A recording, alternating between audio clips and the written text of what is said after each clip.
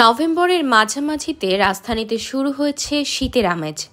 ভোর থেকে সকাল পর্যন্ত থাকছে কুয়াশা। রাজধানী সহ দেশের উত্তর পূর্ব ও মধ্যাঞ্চলে মাঝরাত থেকে সকাল পর্যন্ত থাকছে ঠান্ডা আবহাওয়া। আবহাওয়া অধিদপ্তরের পক্ষ থেকে বলা হয়েছে, অক্টোবরে স্বাভাবিকের চেয়ে বেশি বৃষ্টি হওয়ায় কুয়াশার দেখা মিলছে। চলতি মাসে শৈত্যপ্রবাহ বয়ে যাওয়ার শঙ্কা নেই। বুধবার রাত ৯টা পর্যন্ত দেওয়া আবহাওয়ার পূর্বাভাসে বলা হয়েছে, এই সময়ে অস্থায়ীভাবে আংশিক মেঘলা আকাশ সহ সারা দেশের আবহাওয়া শুষ্ক থাকতে পারে।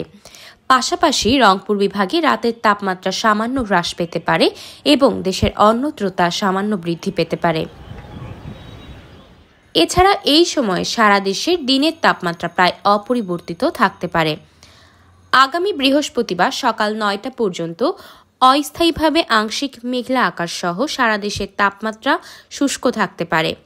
পাশাপাশি এই সময় সারা দেশে রাতের তাপমাত্রা প্রায় অপরিবর্তিত থাকতে পারে এবং দিনের তাপমাত্রা সামান্য হ্রাস পেতে পারে। সেই সঙ্গে শেষ রাত থেকে ভোর পর্যন্ত দেশের উত্তরাঞ্চলে মাঝারি থেকে ঘন কুয়াশা এবং দেশের অন্যত্র কোথাও কোথাও হালকা থেকে মাঝারি ধরনের কুয়াশা পড়তে পারে। তবে বর্ধিত 5 দিনে রাত ও দিনের তাপমাত্রা আরও হ্রাস পেতে পারে বলেও পূর্বাভাস দিয়েছে আবহাওয়া অধিদপ্তর। আতকিয়া মাইমুনা, বার্তা 24।